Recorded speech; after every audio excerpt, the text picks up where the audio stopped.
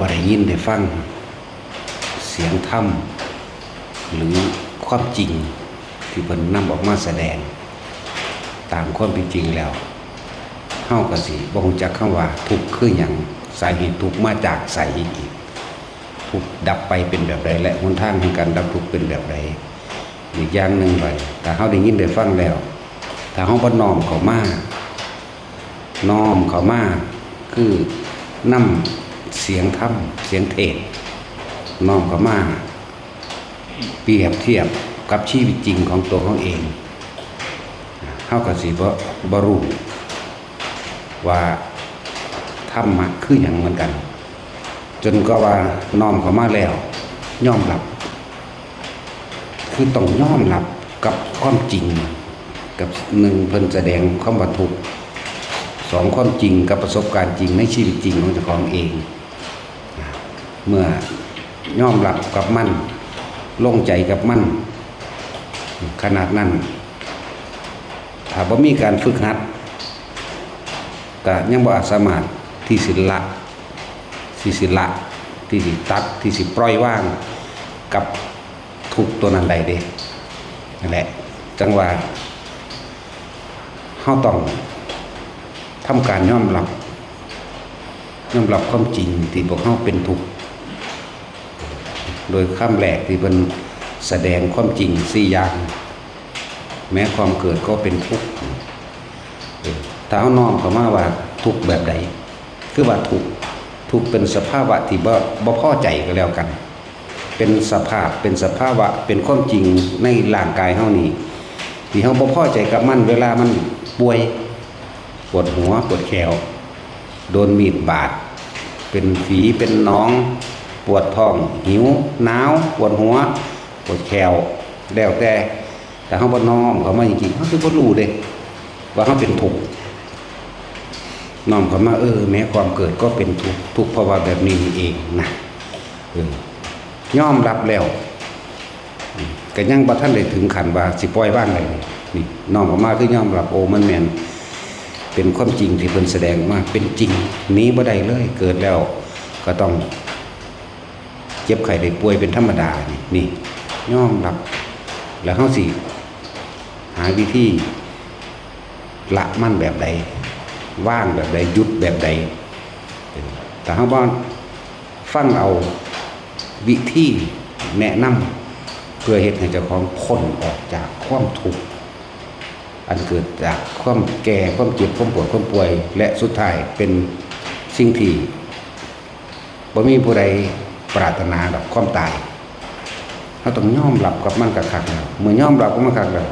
เฮาต้องนำวิธีการนั้นไปปฏิบัติพุ่นเด้เฮาจังสิเห็นจริง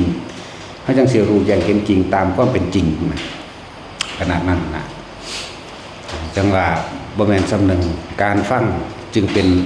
เหตุแห่งการคิดนี่คือคิดหาเหตุแล้วก็ปัจจัยแล้วก็ผลของมันเมื่อยอมรับเหตุผลแล้วดิ้นรนค้นขวายหาวิธีที่สิระงับเหตุแห่งความเกิดนั่นเองเฮาฮู้สาเหตุแห่งความทุกข์แล้วว่านี่สาเหตุแห่งความทุกข์คือหยังคือความอยากของเฮานี่เองอันเป็นตัวใหญ่มันเลย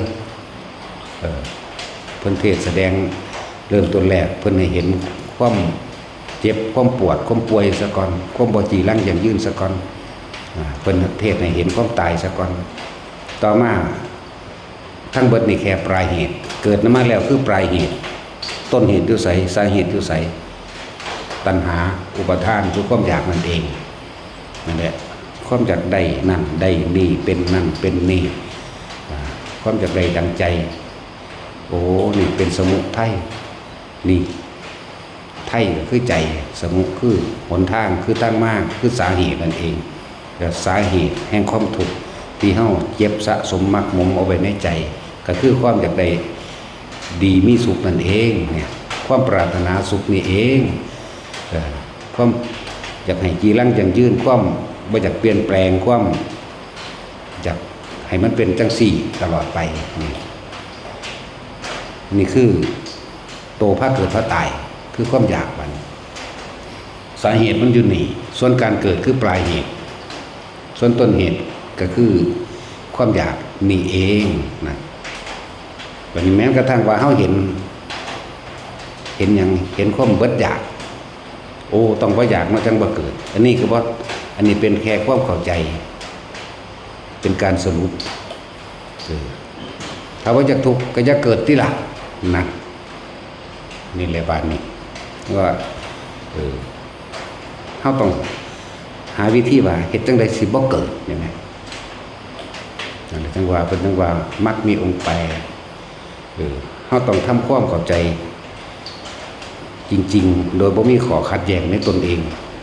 คือสัมมาทิฏฐินี่คือเห็นถูกต้องตามความเป็นจริงไม่เป็นอย่างอื่นต้องเป็นอย่างนี้อย่างเดียวนี่มั้ยเห็นว่าการกระทำทั้งหลายล้วนแล้วแต่เป็นผลล้วนแล้วแต่เป็นเหตุเป็นปัจจัยเฮ็ดให้เราได้รับผลของการกระทำทั้งปวงคือสัตว์โลกเป็นไปตามกรรมเพิ่นเว้ารวมใหญ่บัดนี้เฮามาแยกออกมาใส่ตัวเฮาเองเฮาเฮ็ดสิ่งใดเฮาจึงได้สิ่งนั้นเฮาปรารถนาสิ่งใดเฮาก็เที่ยวเวียนว่ายตายเกิดกับความปรารถนานั่นเองเนี่ยเฮาจึงเฮาปรารถนาแล้วเฮาก็เลยเพียรพยายามที่สิทำให้มันสำเร็จตามความปรารถนานั่นแหละสาเหตุมันก็ดีนั่นเป็นแค่ปลายเหตุที่มันได้เกิดมาแล้วซื่อเด้ต้องพยายามระงับตรงว่ามันเกิดจากไสมันเกิดจากความคิดนี่เองเกิดจากใจนี่มันสะสมหมักหมมเอาไว้อยู่ในความรู้สึกในความยินดีในความพอใจในสุขนั่นเองเมื่อไหร่ที่เธอปรารถนาสุขเมื่อนั้นทุกข์ย่อมติดตามดุจดังเงาเหตุจังใดสิเบิดความปรารถนาใดนี่เองนั่นแหละจึงมีวิธีการฝึกได้บัดนี้เพิ่นก็บอกแนวทางวิธีให้แล้วเพิ่นก็บอกหนทางให้แล้วถ้าเฮาเห็นตามความเป็นจริงได้แล้วความดำริต่างๆคิดในขณะที่ตาหูจมูกลิ้นกายกระทบสัมผัสเฮาก็คิดไปตามความจริงมันการพูดการจากับในสิ่งที่เป็นประโยชน์และตามความเป็นจริงพร้อมสัมมากัมมันโตก็คือการกระทำอันตามถูกต้องตามความเป็นจริงอีกการกระทำแล้วก็ต้องเห็นการกระทำของเฮาเป็นการกระทำเพื่อหลุดพ้นหรือบ่หลุดพ้นออกเนี่ยหลุดพ้นจากการเกิดนี่แหละหลุดพ้นจากความอยากหลุดพ้นจากความแก่เจ็บตายนี่แหละนั่นแหละสัมมากัมมันโตสัมมาอาชีโวอาชีพอันใดเป็นเครื่องขวางพระนิพพานเป็นเครื่องขวางหนทางแห่งความหลุดพ้นเฮาก็เลิกละจากอาชีพนั้นเสียเฉพาะประกอบอาชีพเป็นสัมมาอา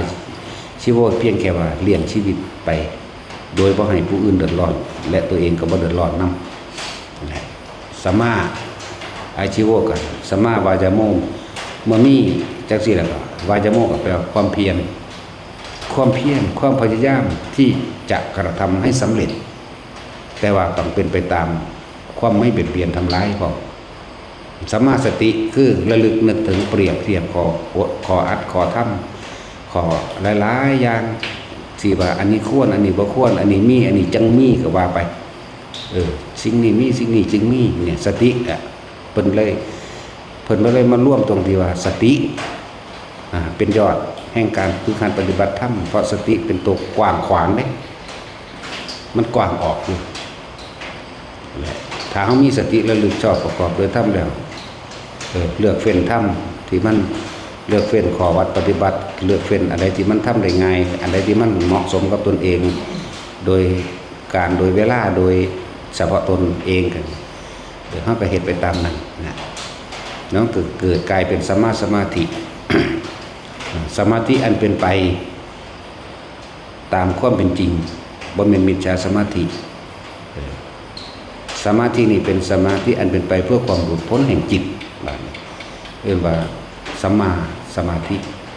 มรรคมีองค์8ถ้าเข้าใจถูกต้องโดยอันเดียวแล้วทางทั้ง7อย่างเนี่ย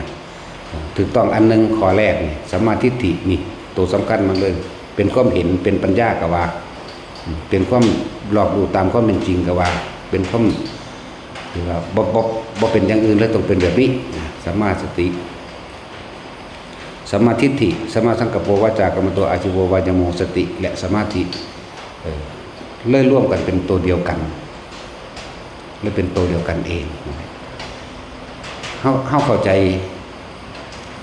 เข้าเห็นถูกแล้วเป็นสภาวะปรากฏการณ์ที่เกิดขึ้นกับร่างกายเข้าว่ามันถูกนี่คือเป็นสิ่งที่ทนได้ยากแล้วก็บ่มีคนใดที่พอใจกับทุกข์เลยบ่มีคนพอใจกับทุกข์นอกคือทุกข์กายนี่แหละแต่ว่าทุกข์กายกับมาจากทุกข์ใจน้ำกันเลยและเป็นประกอบชอบด้วยกันสิทุกข์นอกทุกข์กายทุกข์เพราะหิวเพราะร้อนเพราะหนาวเพราะเจ็บเพราะปวดเพราะป่วยปวดเกี่ยวปวดหัวชาล่ะครับเคลื่อนที่ไปมายากที่สันจะกินข้าวบ่แสบหายใจฝืดหายใจตันนั่นนี่ก็ว่าไปสุดท้ายอันนี้ว่าคนตายนี่นะว่ามีคนใดพอใจกับสิ่งนี้หรอกนี่แต่จากนมอยู่เลยอยากเหมือนคนจาก25 ปี26 ปียังแข็งแรงอยากนุ่มอยู่จังสันนั่นแหละทุกนอกทุกแค่กายยังเอื้อนนอกอยู่เพราะว่านี่มันเป็นปลายเหตุมันได้เนี่ยที่เขาเกิดมาถูกนี่คือปลายเหตุสาเหตุเลยต้นเหตุเลยสมุทัยคือใจของเขาเองนั่นแหละสาเหตุมันอยู่ที่ใจเขาเองที่เขายังมีความหวังเขายังมีความปรารถนาถ้าเขายอมรับกับมันได้แล้วเมื่อยอมรับกับได้แล้วเขาก็ต้องฝึกตนเองให้เว้นเสียให้เว้นจากการกระทำทั้งปวงที่เป็นไปในทางที่เบียดเบียนผู้อื่นเหมือนเบียดเบียนผู้อื่นก็คือการเบียดเบียนตนเองบัดนี้สติระลึกไปอีกในการถ้าไม่เบียดเบียนผู้อื่นก็แสดงว่านั่นแหละคือการรักษาตนนะเขาก็รักษาตนเองโดยการไม่ทำร้ายให้ผู้ใดผู้หนึ่งเสียชีวิตทรัพย์สินตลอดทั้งคนและสัตว์การนั่นแหละคือการเมตตาตนเองเมตตาผู้อื่นกับเมตตาตนเองช่วยเหลือผู้อื่นก็ช่วยเหลือตนเองเมตตากรุณามุตตาอุเบกขานั่นแหละคือที่พึ่งอันประเสริฐของตนการเหตุกับคนอื่นแบบใดเขาก็ได้แบบนั้นมันออกจากความรู้สึกของเขาเองคือใจสมุหะมาจากหะไทยนั่นเองหรือว่าสมุทัยเหตุมันอยู่นี้ขนาดรู้ขนาดนี้เหตุจังใดสิหยุดคิดปรุงแต่งแสวงหาในความอยากใดอยากดีอยากมีอยากเป็นแบบนี้คือต้องว่างความคิดทั้งหมดความอยากเอาตัณหาละตัณหาแต่ว่าเป็นตัณหาแห่งสัมมาทิฏฐิบานี้อยากพ้นทุกข์นี่ที่แรกเขาอยากก็เลยอยากกันก็เลยอยากพ้นทุกข์ก็เลยว่าเป็นการอยากพ้นทุกข์ต้องสร้างสมสิ่งที่มันเป็นกุศลในความอยากพ้นทุกข์อยากพ้นจากการเกิดนี่เองเหตุตั้งใดก็เพราะไปทำลายเบียดเบียนนั่นเองนะเป็นที่มาแห่งศีลจิตใจเฮาสิเฮายอมรับประตูอย่างเฮากดข่มเฮาพยายามข่มความรู้สึกของตนเองในการบ่เบียดเบียนทำลายถ้าเฮาได้ยินได้ฟังแล้วนี่แหละจังว่าคนมาปฏิบัติธรรมสิรู้สึกว่าเจอหนักกว่าปกติธรรมดาเจอหนักกว่าการอยู่กับโลกเป็นธรรมดาหรือว่าอย่างหนึ่งว่าคนที่ปรารถนาความพ้นทุกข์ปรารถนาพระนิพพานนี่ม่านสิลุ่มถึงเขาเลยนั่นแหละผู้ใดปรารถนาพระนิพพานผู้นั้นม่านสิเขาลุ่มม่านที่คัดขวางเต็มที่ถึงขันว่าเอาชีวิตผู้เด้นั่นแหละตะกี้เขาบ่ได้ฝึกหัดปฏิบัติธรรมหยังคือเขาก็เป็นไปกับโลกเขาว่าผ้ากันเบาพื้นกันกับเบาพื้นไปน้ำกันผ้ากันอิจฉากับเบากับเป็นไปน้ำกันยังกับเป็นกันแต่ว่าบัดนี้เขาเห็นโทษของมันเห็นโทษของการไปลักเห็นโทษของการอิจฉาเห็นโทษของการไปด่าเห็นโทษของการความอยากเอาชนะผู้อื่นเห็นโทษแห่งความอยากของตนจึงสามารถทำทุกสิ่งทุกอย่างเพื่อตนได้โดยความเห็นแก่ตัวเบียดเบียนเอาลักเอาปล้นจี้ฆ่าข่มขืนสารพัดม่อมเมาหลายอย่างนั่นแหละตะกี้เขาบ่ทันเห็นโทษเลยว่าตั้งแต่บ่ปฏิบัติธรรมก็บ่เห็นว่าสิทุกข์หนักปานนี้ว่าเด้ก็ตะกี้มันก็อยู่ในกองของมันอยู่แล้วกองทุกข์แต่ว่ามันบ่น้อมเข้ามามันบ่เปรียบมันบ่เทียบ มันเลยบ่เห็นเพราะว่ามันบ่ทันได้เกิดความสงบใด คือว่านั่นแหละความเคยชินตะกี้คนมันมักย่องมักสองกันแต่บ่มีคนมักเขามีคนย่องบ่มีคนสรรเสริญนะคือว่าถ้าคนมาปฏิบัติธรรมมันบ่มีคนอยากเห็นด้วยปานใดเด้เห็นบ่ล่ะถ้าเฮามาปฏิบัติธรรมแล้วรู้สึกว่า1หมู่พวกก็น้อยลง2ความคิดเห็นก็ต่างกันเลยมีการขัดการขวางเห็นบ่ล่ะความคิดเห็นต่างกันเด้ตะกี้ความคิดเห็นไปในทางเดียวกันมันเลยรู้สึกว่าบ่ได้ทุกข์ได้หลักบ่ปฏิบัติก็ดีนะธรรมดานะเลยว่าม่านขวางเต็มที่ม่านก็คือความเคยชินของเจ้าของเองม่านก็ดีคือใจเจ้าของเองนั่นแหละมันปล่อยวางบ่ทันใดๆมันยังมีความอยากได้ดังใจแม้กระทั่งมาปฏิบัติธรรมเรายังอยากได้ดังใจอยากให้ผู้อื่นเห็นดีเห็นงามนำอยากให้ผู้อื่นคล้อยตามอยากให้ผู้อื่นยกย่องบ่อยากให้ผู้ใดมานินทากูมาปฏิบัติธรรมสู้ไปเว้าคนปฏิบัติธรรมสู้เป็นบาปเด้จังซั่นจังซี่ว่าไปเพราะความเคยชินทางโลกมันยังมีอยู่จนได้ยินได้ฟังจนเข้าใจในความจริงหลายๆอย่าง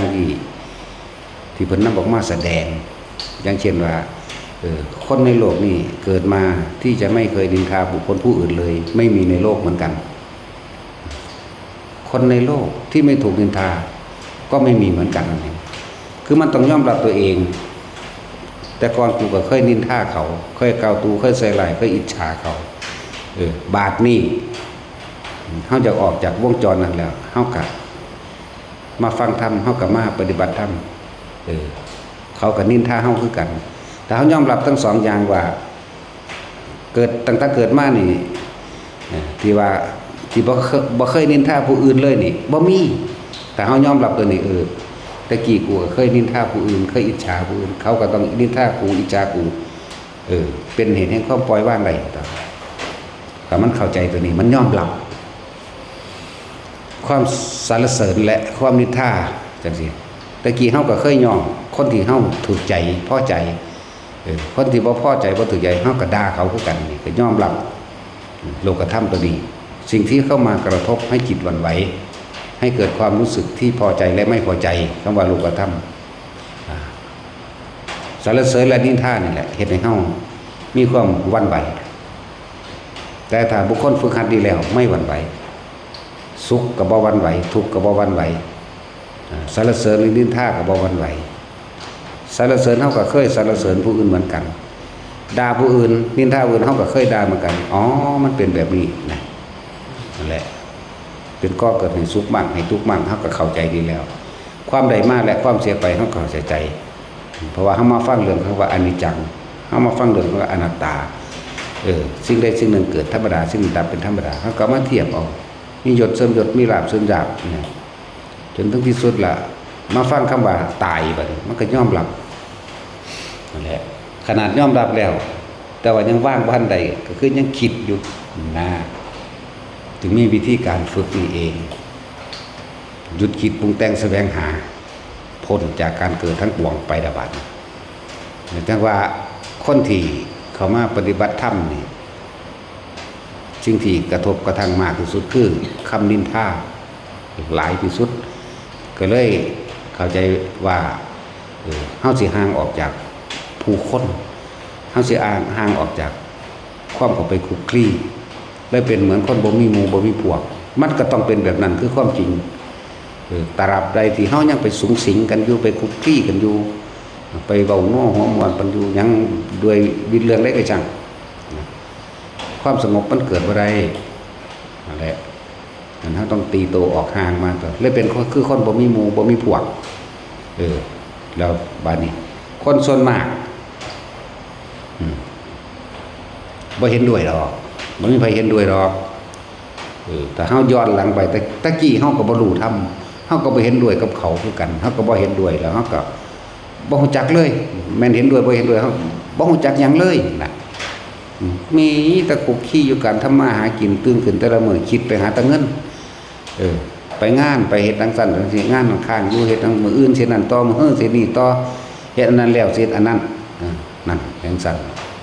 บ่รู้เรื่องนั่นแหละจังว่าธรรมจึงมีคุณค่ากับทุกคนความจริงที่พระพุทธเจ้าได้รู้แล้วนำมาสั่งสอนแสดงให้พวกเฮาพวกเฮาได้ยินได้ฟังรับเข้ามาใครควรและพิจารณาจนเกิดการยอมรับเมื่อเกิดการยอมรับแล้วมันก็จังว่างบ่ได้เด้ยอมรับซื่อๆมันก็เริ่มมีแต่การคิดเอาซะก่อนที่แรกคิดก็คือหาเหตุผลจนว่ามันลงตัวว่าเป็นสัมมาทิฏฐินั่นเองอ๋อเป็นแบบนี้แต่ก็ทั้งมาฝึกตนเองและตนเองเขาต้องได้ทิ้งการคุกคีออกจากครอบครัวแน่เห็นบอกที่หลวงพ่อบอกว่าถ้าผู้ใดมีความปรารถนาว่าสิบวชจะบวชใกล้บ้านจะบวชอยู่บ้านจะบวชใกล้บ้านพร้อมจะบวชอยู่บ้านพร้อมเพราะว่ามันสิมีความกังวลเกี่ยวข้องกับญาติกับหมู่พวกกับสัตว์เลี้ยงกับเลือดสวนไรนาคบรรยากาศอย่างต่างๆมันก็สิลัดไว้หั่นแหละคือมันยังลอยลัดตัวเองอยู่ในหั่นแหละออกมาที่อื่นๆที่บ่แม่นคนหูจักแต่นั้นมันคนหูจักมันขุ่นมันชินไปได้มันก็ถามกันโลดอันนั้นอันนี้ไปโลดความขุ่นชินในหมู่พวกจังซี่ก็อาศัยความขุ่นชินอันเก่าล่ะมันบ่แม่นแค่ว่าเฮ้ยไปใส่ความเด้ความคิดมันเคยไปน้ำกันเคยไปหาปูหาปลาน้ำกันเคยไปเที่ยวเบิ่งหนังเบิ่งหมอลำเต้นลำวงลำเล่นน้ำกันเคยกินเหล้าเมายาน้ำกันหรือเคยทำกิจกรรมรวมกันเห็นหน้าผู้นั้นปั๊บความคิดไปแล้วไปตามอดีตแล้วลักษณะนั้นนั่นแหละจึงว่าผู้ใดแม้นสิบวชน้อยบวชหลายก็สร้างบวชที่ให้มันเกิดความสงบแน่ให้มันเป็นบุญนะเฮาบ่ได้บวชเอาแค่ตามประเพณีเฮาบวชแม้นปีนึง3เดือน4เดือนก็ช่างให้คนตั้งใจให้มันเป็นบุญเป็นกุศลจริงๆอันใดความสงบอันใดความสลาดให้มันเห็นทางในการออกจากทุกข์จริงๆอย่างเช่นคือยังคนติดทหารที่ไปพัดสองคือบอกว่าฟู่นี่มันมาเนี่ยพ่อแม่มันเห็นคาโดยธรรมบ่บวชอยู่บ้านเอาลูกกูไปบวชพุ่นเมื่อมาบวชทีแล้วมันก็ฝึกหัดปฏิบัติมันก็ได้รับความสงบของมันเองนะบ่แน่มันอาจจะไปทำภาระทหารของมันเองกลับออกมาใหม่บ่มีหยังสิสงบลมเย็นบ่มีหยังสิแบบนี้ได้กลับมาบวชใหม่ก็ได้นี่ก็มันต่อยอดของมันเองอะไรจังว่าพวกสิบวชน่ะอย่าบวชอยู่น้ำบ้านเจ้าของเองบัดนี้บ่แม่นแค่ว่าน้ำบ้านใกล้บ้านห่างกันกิโล2กิโล5กิโล10กิโลจังซี่ก็ถือว่าใกล้บ้านหนีออกมาเป็น100กิโลโลดอย่างว่าหนีออกมาไกลๆโลดคนละอำเภออย่างต่ำแต่ว่าอำเภอติดกันกับบ้านอีก บวชคนละจังหวัดไปเลยนะนั่นแหละ จะว่าคำว่าปริโภคกังวลและเกี่ยวข้องกับบิดามารดาเกี่ยวข้องกับญาติสายโลหิตทั้งฝ่ายหญิงฝ่ายแม่และฝ่ายมารดาฝ่ายพ่อและฝ่ายแม่กังวลกับหมู่พวกคนฝูงกังวลกับญาติและพี่น้องกังวลกับสัตว์เลี้ยง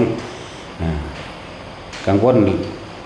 ในความคุ้นชินหลายๆอย่างกังวลแม้กระทั่งอากาศเด้โอ้ยหนาวๆจังสิเด้อคิดฮอดกันนอนหน้าผิงไฟหมองหันหมองกับบักนั้นบักนี้เด้มันว่าธรรมดาเด้บัดนี้หมู่พวกมาเล่นน้ำโอ้ยหนาวคิดฮอดตอนนั้นเฮาไป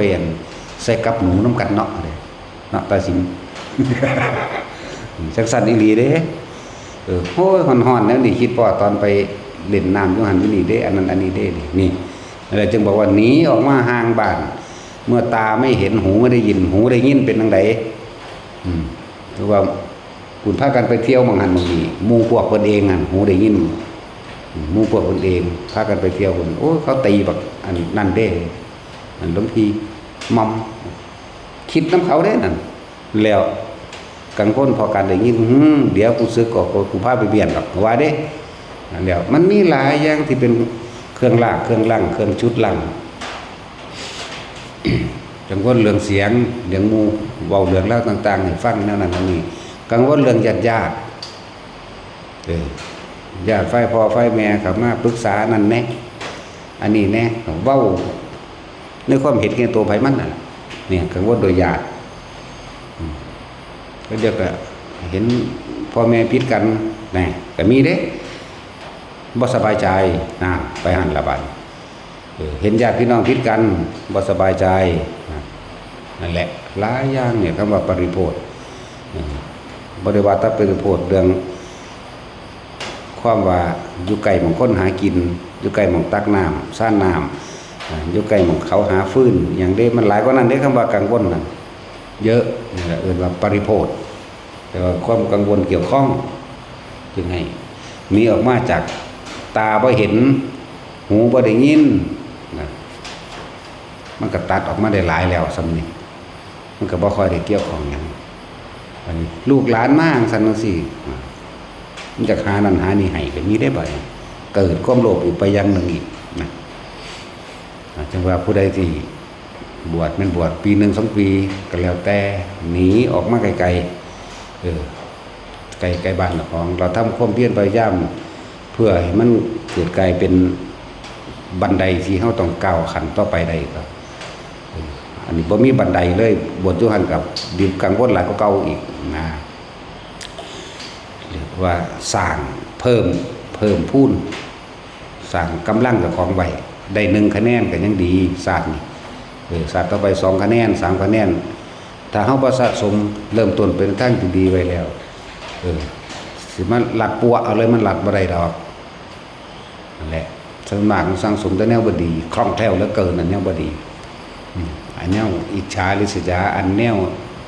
หลายๆอย่างนั่นแหละแต่ว่าแนวบ่ดีล่ะแล้วก็เลยต้องเอาตัวเองออกจากความคุกคลีจากญาติพี่น้องความคุกคลีขณะบรรยากาศมันก็ยังเห็นให้กังวลได้เด้สั่นแล้วหลายอย่างก็ดอกที่ว่านั่นแหละวันนี้เฮาออกมาไกลๆนี่คนเฮาบ่รู้จักก็เกรงใจกันธรรมดาก็ตั้งใจมาฝึกมื้อนี้นะเลยว่าคนปฏิบัติธรรมนะบ่นั้นบ่มีผู้ใดเห็นด้วยปานใดดอกสมมุติว่าบวชอยู่บ้านแต่ของบัดกังวลในคณะอีกเด้เอานี่ฟังธรรมหลวงพ่อนี่ฟังธรรมหลวงพ่อได้ก็สร้างเข้าใจดีแล้วเอ้ากูบวชนี่บวชอยู่บ้านปฏิเฮ็ดบัดนี้ไปเฮ็ดเดินจงกรมนั่งสมาธิโอ้ยบักอรหันต์เอ้ยเด้มันสิเว้าใส่กันนั่นบ่ล่ะบัดนี้เขาก็เอาไปซาไปเลยเบิ่งอรหันต์น่ะได้ตัวดีบ่นี่มันสิไปตัวนี้ได้บาดนี้เพียงใดฝันดีบ่ได้ตัวดีบ่หอให้เบิ่งแน่ไปเด้นั่นแล้วกังวลในหมู่คณะเจ้าของเองเพราะมันเป็นที่คุ้นชินอยู่แล้วว่าหลายแบบปวดออกแต่ผู้ใดจะบวชเอาได้บุญกุศลจริงๆก็จะบวชอยู่บ้านนะตั้งแต่แค่ความเข้าใจที่ว่าจัดงานบวชแบบนั้นแบบนี้มันก็พอแห้งแล้วมันเปิดไฟ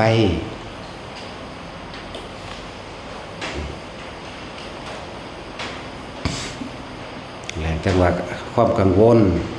เด็ดแต่เฮาห่วงหลายอันหลายอย่างมันเลยบ่อาจสามารถเข้าถึงความสงบได้นะอีกอย่างหนึ่งเรียกว่าผู้ที่ปรารถนาปาฏิภาณนี้มั่นสิเล่นงานเต็มที่คือว่าเอาทุกแบบสกัดทุกขั้นตอนถึงสั้นแหละดังนั้นเฮาบ้านนี้ถ้าเฮาเข้าใจแล้วลงตัวลงใจ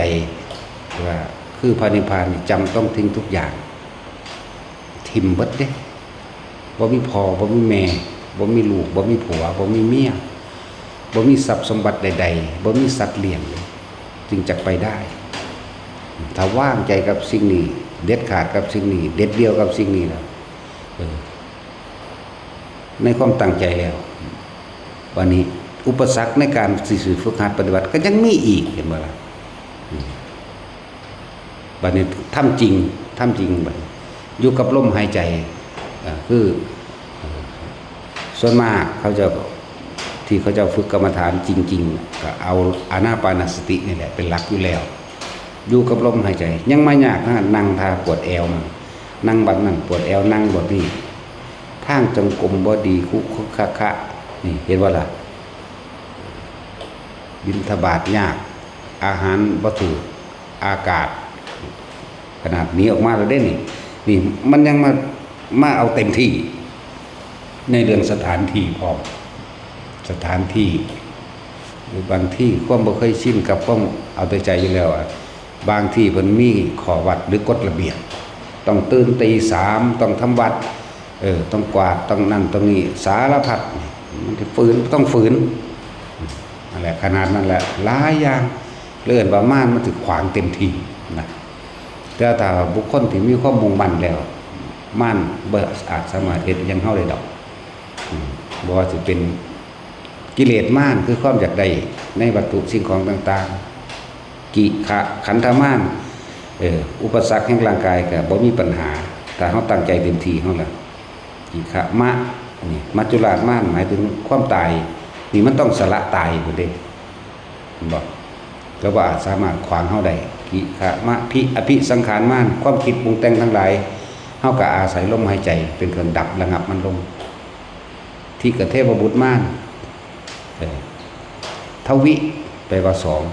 2ตะกี้ก็ว่าทิวะกิขมะพิทิก็คือทิวะหรือ2เป็นว่าเทพบุตรม่านนั่นแหละแปลเข้าใจง่ายๆก็บ่มีทั้งคนมีทั้งสัตว์แล้วก็มีทั้งอมนุษย์ไปพร้อมมนุษย์และอมนุษย์ก็เอิ้นเทพบุตรม่านคนมาขวางหลายแบบหลายอย่างแต่ว่าทั้งหลายเหล่านี้บ่มีอุปสรรคสำหรับคนที่สละเป็นสละตายและเข้าใจคำว่าพระนิพพานนี่จำต้องทิ้งทุกอย่างทิ่มเบิดแล้วต้องถึงขนาดนั้น ความอยากได้เฮาก็ปัดออกแล้วกิเลสมากบ่อยากได้หยังคือพุทธเจ้าเพิ่นเห็นโทษแห่งโลกิยสมบัติเด้ที่เพิ่นออกหนีมาความเป็นกษัตริย์ก็ได้แน่นอนเมียก็มีอย่างงามลูกก็มีนางสนมบริวารยศถาบรรดาศักดิ์ความสมบูรณ์บริบูรณ์แห่งในโลกเขาหากันอยู่ครบเบิดเลยยศถาบรรดาศักดิ์ความสะดวกสบายทุกอย่างเลยแต่ว่าเพิ่นมองเห็นโทษเพิ่นจึงออกมาบวชนั่นแล้วคือจำต้องทิ้งทุกอย่างมันจึงจะเป็นไปเพื่อความสำเร็จนั่นแหละจังสั้นแหละเขาก็ต้องว่างใจแบบเพิ่นนั่นแหละจำต้องทิ้งทุกอย่างเหมือนกันแต่ผู้ใดว่างใจถึงขนาดว่าจำต้องทิ้งทุกอย่างได้แล้วเหลือแต่ปัจจุบันขณะตัวเองที่ท่านหรือว่าท่านเท่านั้นเองนั่นว่าถือว่าม่านมันขวางเต็มที่ขวางตลอดแต่ม่านผู้มีฤทธิ์จริงๆแล้วก็คือความคิดของเขาเองจากบาลาบริษัทเอิญอภิบอกอภิสังขารมารใหญ่สุดเลยคือความคิดของเขาเอง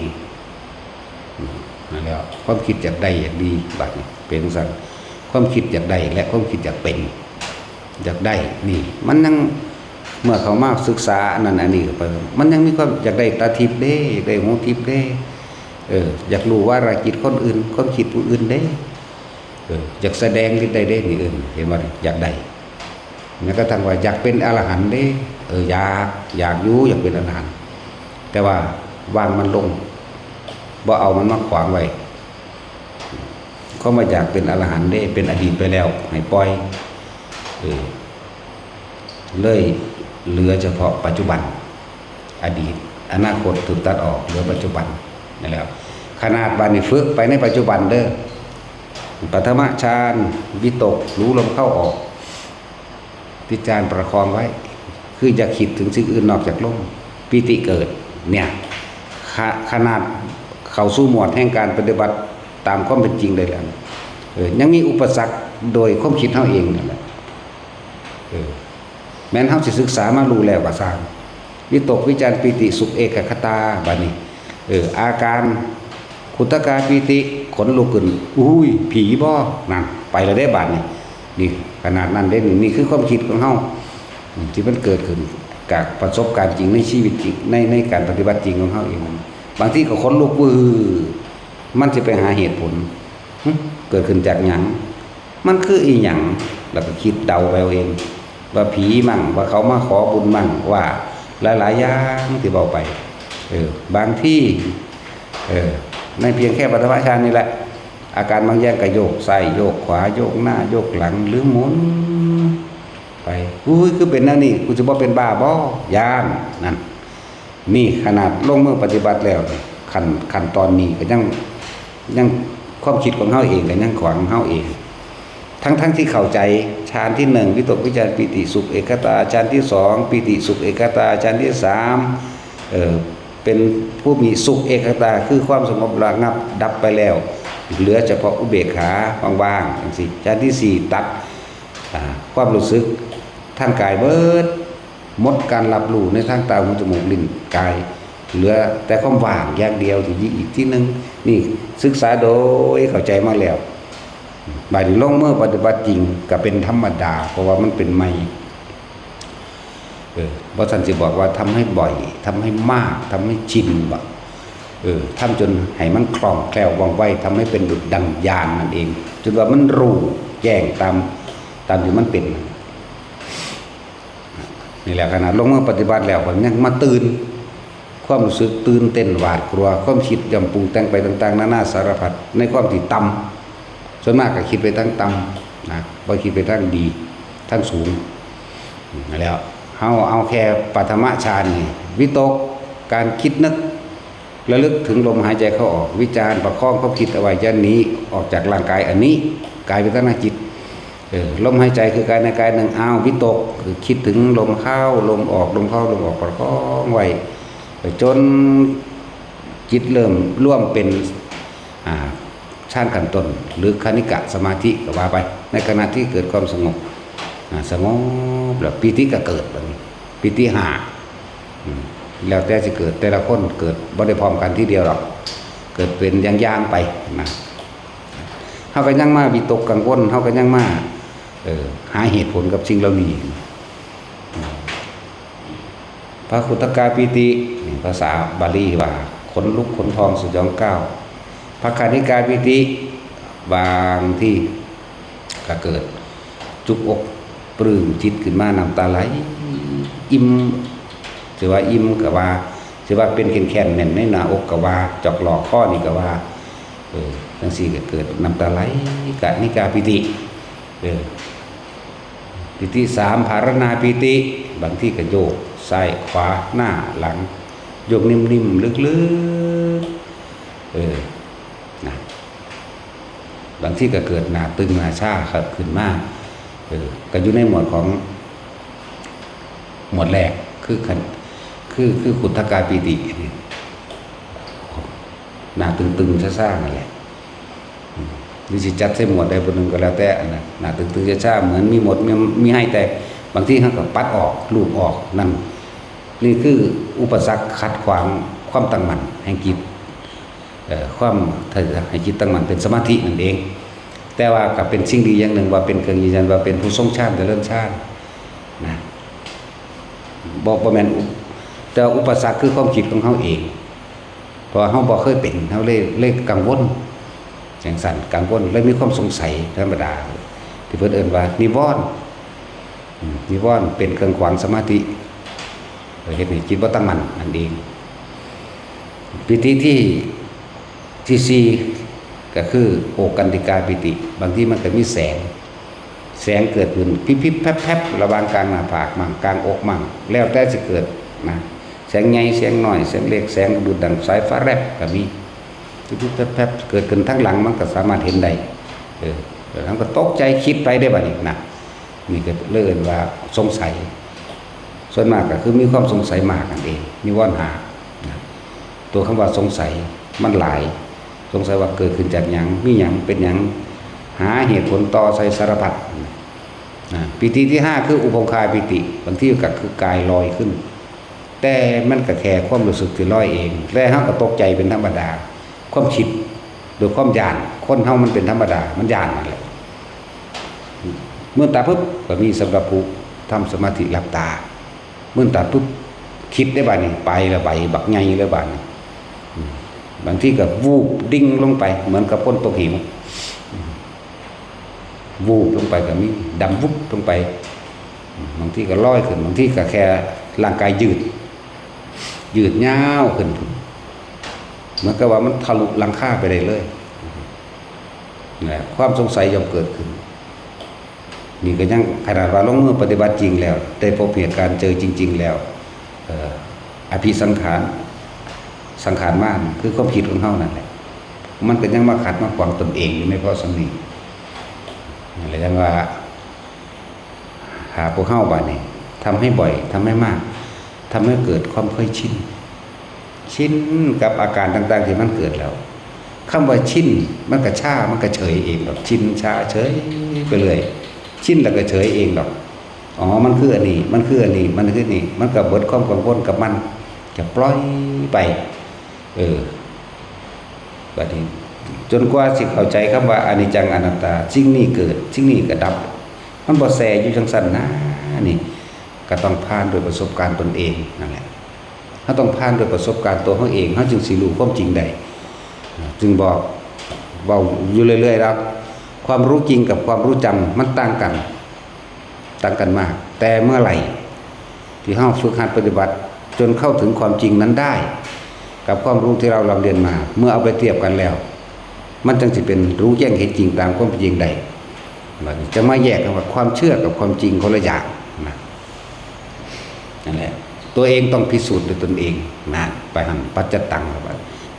จึงจะสามารถรู้ได้เป็นเฉพาะตนโอปัญญโกหมายถึงน้อมเข้ามาในการฝึกหัดปฏิบัติของตนเมื่อในการของตนได้แล้วจึงจะรู้ได้เฉพาะตนอีกสิ่งทั้งหลายเหล่านี้เอาไปให้ผู้อื่นบ่ได้ว่านั่นแหละวิญญาณชนทั้งหลายควรปฏิบัติรู้ได้ตนเองจึงจะได้เป็นของจริงความรู้จริงกับความรู้จำจึงต่างกันความเชื่อกับความจริงจึงต่างกันหลายแบบหลายอย่างที่ทุกเข้าต้องฝ่าฟันมันออกไปให้ได้นะอาการปิติก็เป็นอุปสรรคแห่งความคิดอย่างหนึ่งแต่ว่าปิติเป็นตัวยืนยันตัดสินว่าตัวเองเป็นผู้ทรงชาติเจริญสร้างที่อธิบายว่าทั้งหมดเพราะมันเกิดขึ้นพร้อมกันเลยทีเดียวเกิดขึ้นไปทีละอย่างสำหรับคนที่ฝึกใหม่ๆว่าอย่างหนึ่งเกิดกับอย่างหนึ่งเกิดแม้นที่แทรกซ้อนเข้ามาอีกบางครั้งเหมือนกับว่าเป็นไฟดูดไฟช็อตจังซี่ก็มีเป็นแสงแตกแพ็กๆไปน้อยๆก็มีเวลาเข้าไปจับลูกจับค้นกระจางบางที่เขาก็กระสะดุ้งก็มีก็แล้วแต่ว่าต้องไปกังวลหรอกวันดีหรือร้ายก็ต้องไปกังวลมันก็เกิดขึ้นเป็นชั่วขณะนึงเป็นช่วงๆเดี๋ยวมันก็หายไปเองนี่สิ่งใดเกิดสิ่งนั้นดับแต่ถ้าเข้าใจว่าความเกิดความดับมันนี่เขาสิบอกกังวลกับมันโอ้มันก็แค่นั้นมันก็บ่แซ่อยู่เลยดอกเนี่ยนะครับที่ขจัดปิติแต่ว่าให้รู้ว่านี่คือปิติซื่อๆดอกขจัดก็คือบ่นำมาคิดหาว่าเกิดขึ้นจากอะไรมีผลร้ายอย่างไรมีผลดีอย่างไรก็ต้องอธิบายให้ทุกคนเข้าใจกับอาการที่ตัวเองเป็นมันก็บ่ได้ทั้งเบิดดอกบางคนก็บ่ได้เป็นคือกันบางทีก็เนื้อกระตุกมื้อนี่ก็จัดเข้าอยู่ในการถ้าเฮาสงบแล้วในระดับนั้นเนื้อกระตุกถ้ามันดึกๆก็ให้รู้เฉยๆนะเป็นปิติเหมือนกันเนื้อกระตุกมันนี่ก็แม่นบางครั้งก็จะเกิดความรู้สึกเหมือนกับเข็มแทงปลายเล็บมือมันปลายนิ้วเล็บตีนมันหรือเสียดขึ้นในตรงที่ใดที่หนึ่งอันนั้นแหละเรียกว่าทดสอบความตั้งมั่นอุปจาระปิติก็เป็นอุปสรรคอย่างหนึ่งแต่เฮาบ่ทันเข้าใจหรือว่าอุปจารสมาธิทำให้จิตไม่ตั้งมั่นทำให้จิตหวั่นไหวทำให้เฮารู้สึกว่ามีอย่างแปลกๆนี่นะหวั่นไหวคือคิดออกนั่นเองสงสัยนั่นนี่เดียดดาดเข้ามาเนื้อกระตุกบางที่เป็นคล้ายๆกับคือก่อนล่มอะไรหนึ่งลูดไปตามแผ่นหลังลูดไปตามขาลูดไปตามหน้าท้องก็มีเด้แต่ก็บ่ต้องไปสนใจมันบ่แซ่ยังสั่นเบิดมือเบิดคืนเท่าตายหรอกไปก็ดีมันก็แค่เกิดกับดับ ถ้าเฮาเข้าใจตัวนี้ตัวเดียวบ่มีปัญหาเลยอันนี้จังกับอนัตตาทุกเกิดขึ้นบ่ได้กังวลนั่นแหละคือทุกอันละเอียดก็มาอีกกังวลสงสัยเห็นปะสงสัยเป็นเรื่องกังวลนั่นแหละคือเขาขามนิวรณ์หาตัวเดียวขามนิวรณ์หานั่นแหละขามความสงสัยไปตัวเดียวตัวอื่นก็ขามไปเบิดเองนี่คือวิธีขามโดยความเข้าใจขนาดเข้าใจแล้วปฏิบัติมันก็ยังตื่นเต้นอยู่เด้เพราะมันเป็นของจริงแบบนี้อะไรโอ้เข้าใจแล้วเพิ่นอธิบายให้ฟังแล้วบ่ย่านล่ะแต่ยังสะดุ้งอยู่เด้นั่นแล้วจังว่าอภิสังขารมานตัวนี้ใหญ่กว่าหมู่คือความคิดของเฮาเองเพราะว่าเฮาบ่เคยชินกับสิ่งเหล่านี้บ่เคยชินกับความสงบบ่เคยชินกับปิติบ่เคยชินกับฌานบ่เคยชินกับสิ่งแปลกประหลาดนะจังว่าคนที่ปฏิบัติธรรมจริงๆถ้าเขาเข้าใจรวบมาทั้งเบิดแล้วผู้ที่ปรารถนาพระนิพพานจำต้องทิ้งทุกอย่างขนาดจำต้องทิ้งแล้วทิ้งมาแล้วนี่ก็ยังมาเจออุปสรรคเหล่านี้อีกนะอุปสรรคโดยอาการปิติอุปสรรคโดยความเป็นอยู่อุปสรรคหลายแบบนะแต่ว่าทั้งหลายเหล่านี้ถ้าเขาบ่คิดว่ามันเป็นอุปสรรคมันก็บ่อาจสามารถคิดได้นี่อภิสังขารมานถ้าเขาบ่คิดว่านี่มันก็บ่มีอุปสรรคยังเกิดขึ้นเพียงแต่ทำตัวรู้สึกตัวทั่วพร้อมอยู่ในขณะปัจจุบันขณะนั่นเองเดินก็ให้บัดนี้เฮาโดยเฮาฝึกเนี่ยเฮาต้องสร้างกรรมฐานขึ้นมาอันหนึ่งหรือฐานที่ตั้งแห่งจิตหรือจิตตั้งมั่นตั้งไว้ใส่ตั้งไว้ฐานนี่แหละจังว่าเฮาสร้างฐานไว้ตรงกลางหน้าผากหรืออุณโลมนั่นเองเป็นฐานที่ตั้งแห่งจิตถ้ามันตั้งมั่นแล้วมันฐานแล้วมันก็เป็นอุเบกขามันก็เป็นความสงบถ้าเฮาบ่สงบเฮาจะบ่เห็นความคิดของเฮาไหลไปนี่แหละจังว่าอุปสรรคหลายอันหลายแบบหลายอย่างคำว่าม่านนี่ก็คือกิเลสหยาบมันก็เอาหยาบกิเลสละเอียดมันก็แหลมคมเอาความละเอียดเข้ามาคือกันเอาสิ่งที่มันเกิดในขณะที่เฮาฝึกหัดปฏิบัตินี่แหละม่านละเอียดคือกันนะโดยเฉพาะว่าม่านละเอียดเป็นจังซั่นจึงว่าทุกคนนั่นน่ะฝึกในปัจจุบันให้มันเป็น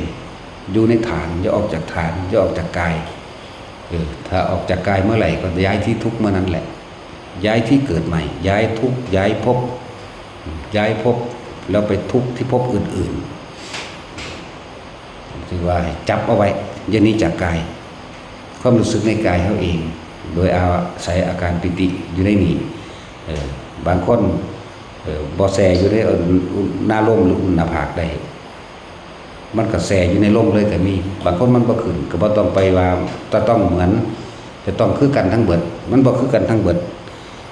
บางคนก็อยู่ในลมเลยเด้ลมก้อนเป็นก้อนลมหรือแท่งลมอยู่ในโพรงจมูกของตัวเองมีแต่ลมบ่มีกายเห็นสิรู้ได้แต่ลมบ่มีกายนั่นแหละแต่รู้ได้แต่ลมบ่มีกายมันก็เป็นฌาน3บ่แห้งนั่นอะไรแต่ก็บ่รู้หยังเลยตัดดับปุ๊บอันนี้ยังเป็นฌาน4เฮาบ่หาต่อไปหาฌาน4ก็ได้ล่ะแค่1 2 3เนี่ยมันก็สามารถเข้าถึงความเป็นอริยะขันธ์ใดขันธ์หนึ่งได้แล้วฮอดอรหันต์ฮอดอรหันต์แล้วฝึกให้เกิดความเคยชินในความสงบแล้วเฮาก็สิเห็นสิ่งที่เข้ามากระทบถ้าปัญญาบัดนี้ปัญญาคือรอบรู้ในกองสังขารว่าสังขารแปลว่าสิ่งทั้งหลายทั้งปวงที่มันเกิดขึ้นเป็นธรรมดามันเกิดแล้วมันก็ต้องดับเป็นธรรมดาอันนั้นแค่ความคิดของเฮาเขาไปนึกไปปรุงไปแต่งให้มันเป็นซื่อๆดอกแต่เฮาแค่รู้สึกกับสิ่งที่เกิดหรือเห็นหรือแค่เห็นแค่ได้ยินแค่ได้กลิ่นแค่กระทบทั้งกายแต่จิตไม่คิดไม่นึกมันโล่งใจกับคำว่าอนิจจังอนัตตาแล้วมันก็หาความคิดความนึกบ่ได้มันก็เห็นสิ่งใดสิ่งหนึ่งเกิดขึ้นเป็นธรรมดาสิ่งนั้นก็ดับธรรมดาปีติแบบคนลุกคนพองมื้อนี้บ่เกิดแบบนี้ ขาไปเกิดแบบโยกมั่งขาไปเกิดแบบอิ่มเอิบปลื้มจิตรู้สึกกายเบาโป่งๆบางทีนะนั่นแหละผู้ใดเป็นอาการใดผู้นั้นก็สิเข้าใจในคำนี้ในคำเบานี้ นั่นแหละฝึกไปเรื่อยแม้ถึงขั้นว่าบางคนมันอยู่ในขั้นที่ว่าซึ้งลึงคิดยังบ่ออกมันก็ยังมีความคิดแทรกเข้าไปอีกว่ากูสิบ่เป็นอัลไซเมอร์บ่กูคือเป็นอยากจำยังบ่ได้นึกมันก็นึกบ่ได้เลยเพื่อละนี่คืออุปสรรคก็คือความคิดเจ้าของเองจึงเรียกว่าม่านตัวใดไงก็มุกอภิสังขารม่านความคิดเท่าเองม่านภูมิหรือคือความคิดของเฮาเองอีกเอิ้นอภิสังขารม่านกิเลสม่านเนี่ยเฮาบ่เอาแล้วขวางกูบ่ได้กูบ่อยากได้หยังนี่กิขะขันธม่านคือร่างกายนี่มึงตายคือเก่ามึงเป็นได้ก็สร้างกูบ่สนใจแล้วเนี่ยเอากูรู้ดีแล้วเกิดมาแก่มาเก็บมาปวดมาป่วยมาตายกูตัดมึงเข้าใจแล้วอิขามะพินี่ตัวอภิสังขารม่านอยู่กลางมูนี่เห็นบ่นี่นั่นแหละ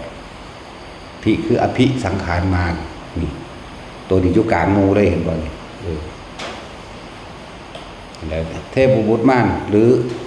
ต่างๆที่เขาอุปสรรคทั้งหลายที่มาก่อกวนเฮาบ่ได้สนใจแล้วเพราะว่าเขาสิส่งอยู่ในลมหายใจเขาเองนึงสินะคือพอสนใจแต่สิ่งที่ทำลายตนได้มากที่สุดคือความคิดเจ้าของจริงๆได้บ้างกิขะมะพิธิเห็นบอก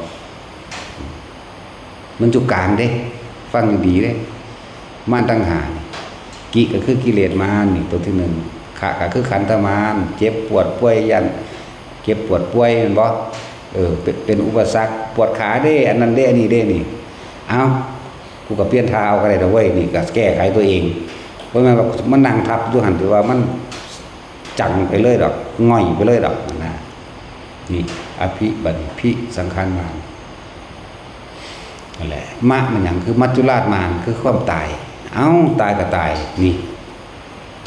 จังใส่แล้วที่มาถึงที่ว่าบุตรมารคือบ่ว่าสิเป็นทั้งมนุษย์และอมนุษย์บ่มีอุปสรรคสำหรับเฮาแต่สิ่งที่เป็นอุปสรรคใหญ่คือความคิดเฮาเองสงสัยนั่นนี่ไปเองนั่นแหละถือว่าม่านมันจะเล่นงานเต็มที่สำหรับคนแต่เฮาบ่นำเขามาคิด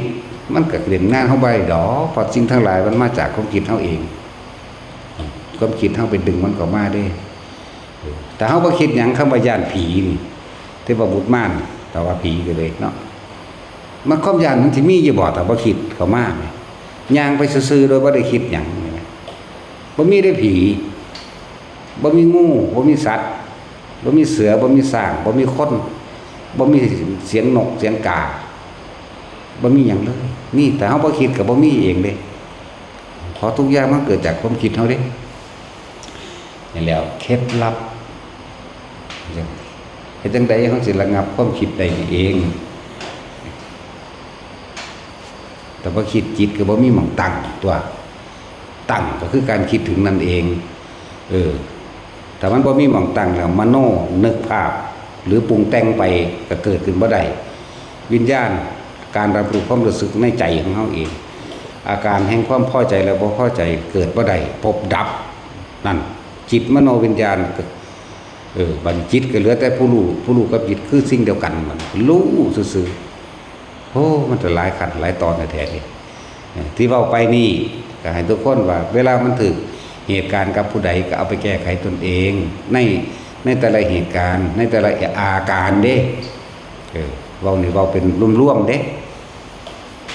ร่วมมันถึกเอาไปเฮ็ดเอา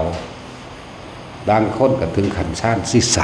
3หรือเข้าสู่มันสิแยกที่3บางที่มันก็เป็นซึ่งลึงบ่สุขบ่ทุกข์อีหยังเด้บ่สุขบ่ทุกข์อีหยังเป็นซึ่งลึงอยู่หั่นแหละคิดก็บ่ออกยังบ่ออกนั่นความคิดกังวลกับว่าย่านเป็นอัลไซเมอร์นั่น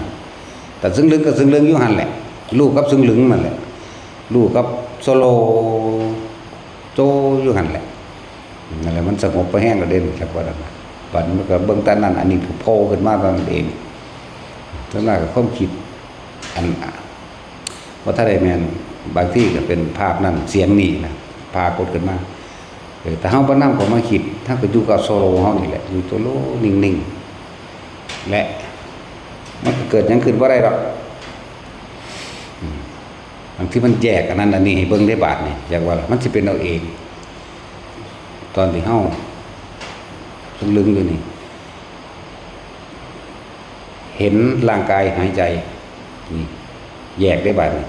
แยกกายแยกจิตเป็นจังไดแยกรูปเป็นจังไดเห็นร่างกายนี่หายใจเห็นความคิดอย่างหนึ่งแต่ว่าผู้เห็นนั้นบ่มีตัวตนนี่ว่านี่ผู้เห็นนั้นเพิ่นเอิ้นว่าผู้รู้หรือรู้ความคิดไปเฉพาะความคิดกายไปเฉพาะกายสำหรับบุคคลที่ว่านั่งอยู่ก็เห็นกายนี่ละหายใจความคิดก็คิดไปกายก็อยู่จังหนึ่งรู้ก็อยู่จังหนึ่งนี่เป็น3อย่างเลยนี่เราเปรียบเทียบให้ฟังเป็น3อย่างแต่ว่ารู้แล้ว ถ้าเกิดความสงสัยปุ๊บดับขึ้นมาเป็นปกติโดยเด้ขึ้นมาแบบขึ้นมามันสิกลับขึ้นมาคือจังเฮาบ่เฮ็ดหยังบัดนี้สิ่งที่เสียมากที่สุดเฮาสิมานั่งคิดเด้มันคือเป็นแนวนี้กูจะบ่เป็นบ้าบ่หรืออีหยังก็ว่าไปนี่ถ้ามันเป็นลักษณะนั้นลักษณะว่าเมื่อความสงสัยปุ๊บตัวนี้สิหายปั๊บทันทีเลยความคิดตัวนั้นก็หายร่างกายอยู่เห็นแต่ของหายใจก็หายมันจะรวมมาเป็นตัวปกติธรรมดาส่วนที่เสียที่สุดคนสิมักคิดหาเหตุผลถ้าเข้าใจคำนี้ไผก็ตามบัดนี้รีบกลับมาลบซะก่อนตัดความสงสัยออกให้เบิดตัดความสงสัยออกให้เบิด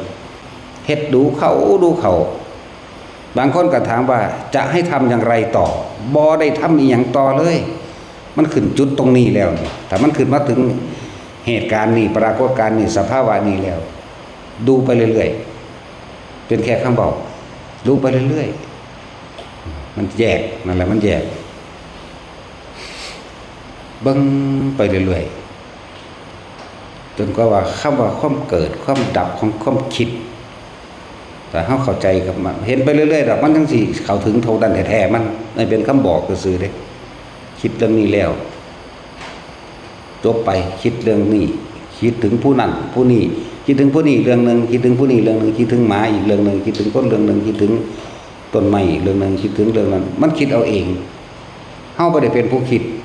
ถ้ามันแยกลักษณะแบบนี้แล้วเข้าใจบ่ล่ะฝึกไปเถอะมันนั่งเป็นเอาเองดอก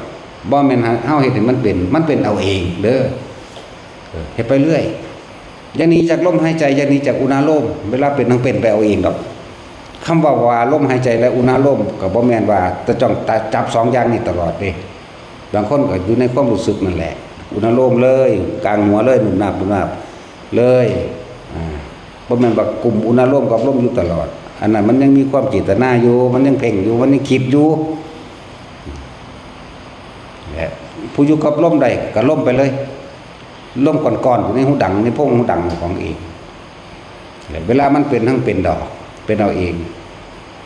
แยกเห็นร่างกายหายใจเห็นความคิดต่างหาก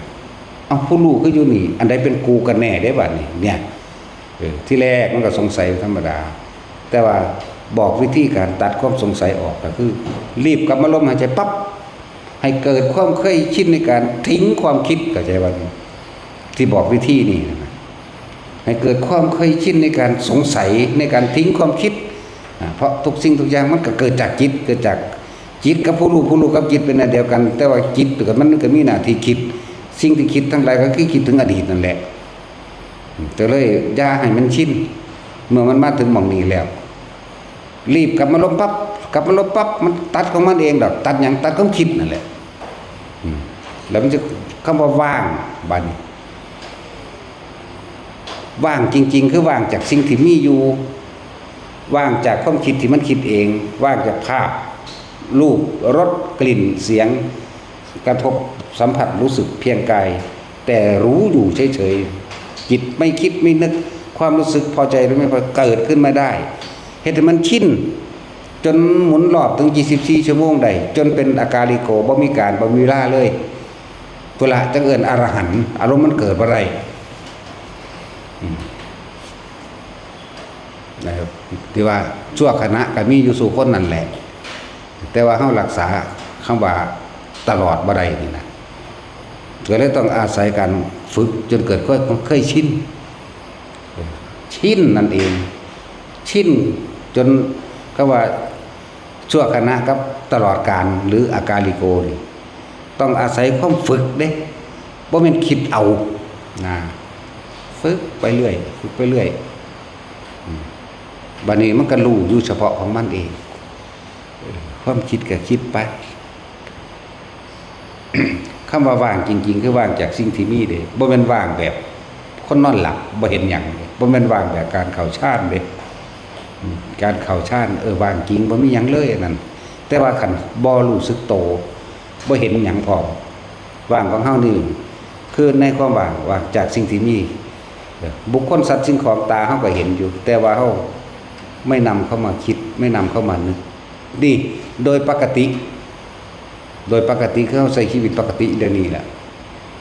ผู้ที่งามผู้ที่บ่งามผู้ที่เฒ่าผู้ที่บ่เฒ่าเด็กน้อยเสียงนั้นเสียงนี้กินนั่นกินนี่ถ้าเฮาบ่นำเข้ามาคิดแล้วมันก็ว่างของมันเองจึงเรียกว่าว่างจากสิ่งที่มีที่มันมีเพราะว่าเฮานำมันเข้ามาคิดที่มันคิดเพราะว่าอยากให้เป็นไปตามที่ตัวเองอยากให้เป็นจึงมีความไปยืนยันตัดสินอันนั้นผิดอันนั้นถูกอันนั้นบุญอันนั้นบาปอันนั้นอันนี้นี่ถ้าไปยืนยันลักษณะอารมณ์เกิดพบเกิดนั่นแหละบางคนมันก็มีชั่วขณะอยู่ดอกนิเพธิกะหรือวิคัมพนะหรือนิพพานชั่วขณะคำว่านิพพานชั่วขณะจะเป็นคำเปรียบเทียบว่าในขณะที่ว่ามันเป็นแบบนั้นแต่ว่ามันรักษาบ่ได้ตลอดเลิศวิคัมพนะภาษาบาลีว่าแบบนั้นเฮาก็เคยเป็นอยู่นะแต่ว่าเฮ็ดจังใดมันสิเป็นตลอดเป็นจนตายเป็นจนร่างกายนี่ตายนี่นั่นแล้วจิตบ่มีหม่องตั้งเด้เพราะว่ามันว่างอยู่สุขหม่องมันบ่เข้าไปคิดหามันบ่แม่นแค่นี้อันนี้เว้าเรื่องประสบการณ์เฮาเองว่างจากสิ่งที่มีทั้งหมด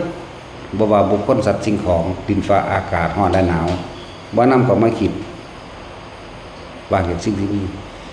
อันที่ตาเห็นหูได้ยินอยู่เดี๋ยวนี้นี่เป็นนอกๆเปรียบเทียบว่านี่คือนอกๆว่างจากสิ่งที่มีโดยในเด้เทวดาอินทร์พรหมวิมานต่างๆภพภูมิต่างๆที่เฮาเห็นอยู่เฮาก็บ่นำเข้ามาคิดเนี่ยนอกกับในเลยเสมอกันคือบ่คิดจักอย่างนั่นเองบ่ได้สนใจอันสิตาทิพย์หรือว่าตาทิพย์หูทิพย์หูทิพย์จมูกทิพย์ปากทิพย์ลิ้นทิพย์กายทิพย์บ่ได้ไปสนใจเลยนี่ว่างไปเบิดบ่มีอีหยังเป็นพร้อมบ่เป็นหยังพร้อมบ่มีหยังใดแล้วก็บ่ได้ไปตัดสินว่าไผผิดไผถูกบ่แค่สมมุติซื่อๆเด้แต่ถึงขั้นนั้นได้ก็สบายล่ะจักว่าล่ะผู้ใดเฮ็ดไปเรื่อยนอกก็ว่างในก็ว่างนอกหมายถึงตาเดี๋ยวนี้ตาเห็นกันอยู่ตาดิบๆตาเนื้อในก็หมายถึงตาทิพย์ตาเห็นสิ่งแปลกประหลาดตาเห็นเทวดาตาเห็นสวรรค์ตาเห็นพรหมโลกตาเห็นนรกสวรรค์หยังก็แล้วแต่ว่าบ่นำเข้ามาคิดที่นำออกมาเว้าขออุปโลกขึ้นมาเพื่อให้เกิดความเข้าใจซื่อๆเด้อุปมาอุปไมยเปรียบเทียบซื่อๆดอกแล้วเฮาฝึกก็เพื่อสิเข้าไปสู่จุดว่างจากสิ่งที่มีนี่เองบ่แม่นว่าบ่มี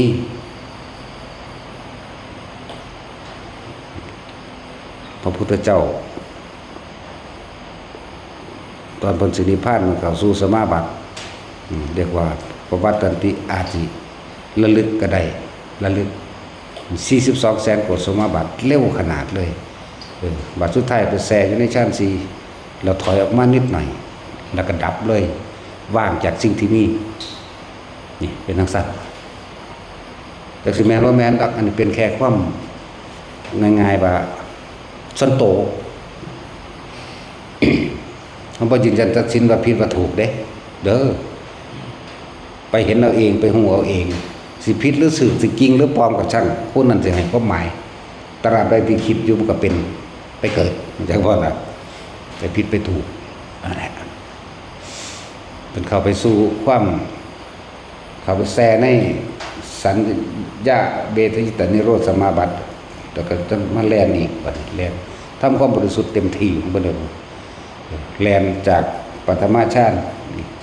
ไล่ขึ้นสมาบัติ8คือความรวดเร็วของเพิ่นเรียกว่า42แสนกว่าสมาบัติสุดอกมันเร็วเกินเร็วเกิดนับได้เท่านั้นนับได้เท่านั้นนะจึงแปลว่าบัดนี้เพิ่นก็ไปเข้าสู่สัญญาเวทนิโรธถอยลงมาชาติที่1 2 3 4ไป4ถอยลงมาอยู่ระหว่างกึ่งกลาง4 3ดับสวรรค์ก็เห็นแต่บ่เอาพรหมโลกก็เห็นแต่บ่ไปบ่มีเบิดความปรารถนาแล้วจังซี่นรกก็เห็นมนุษย์ก็เห็นทุกอย่าง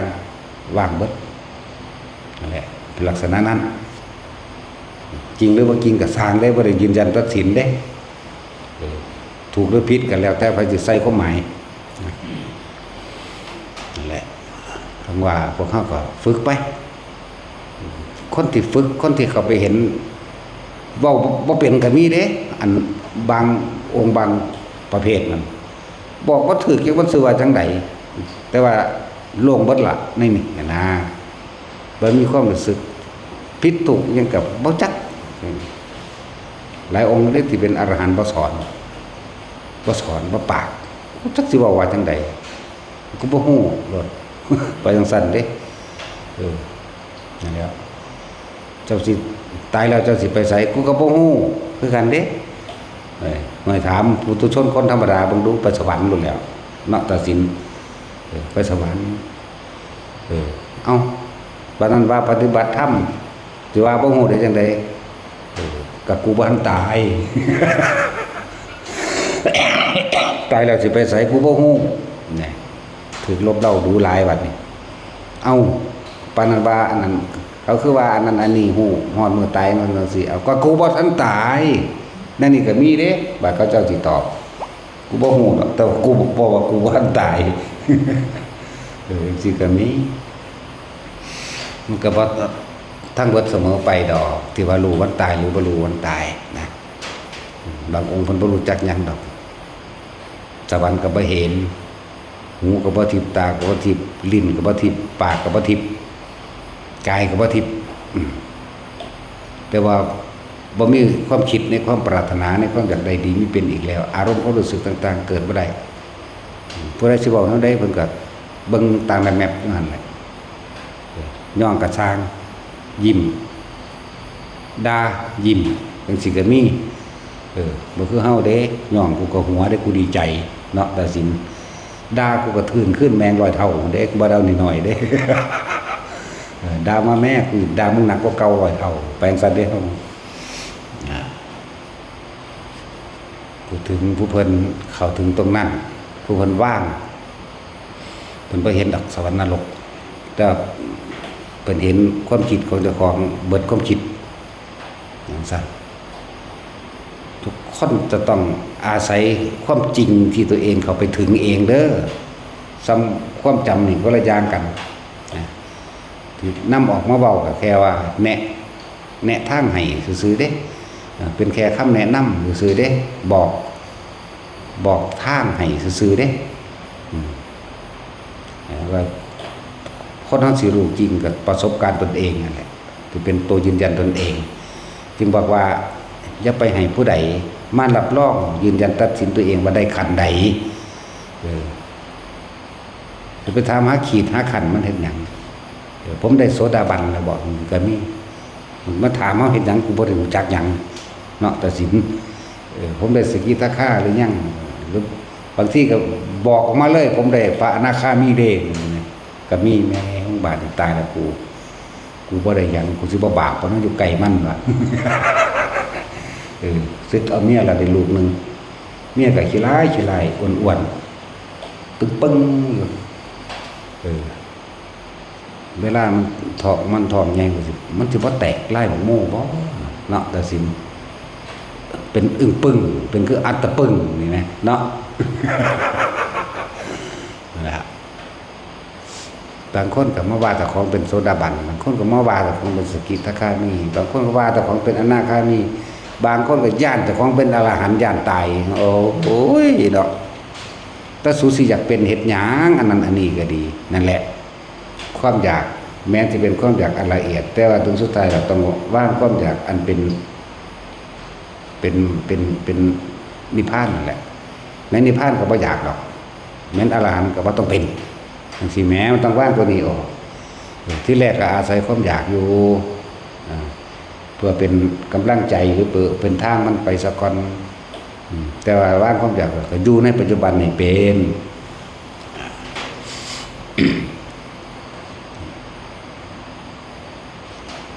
คำว่า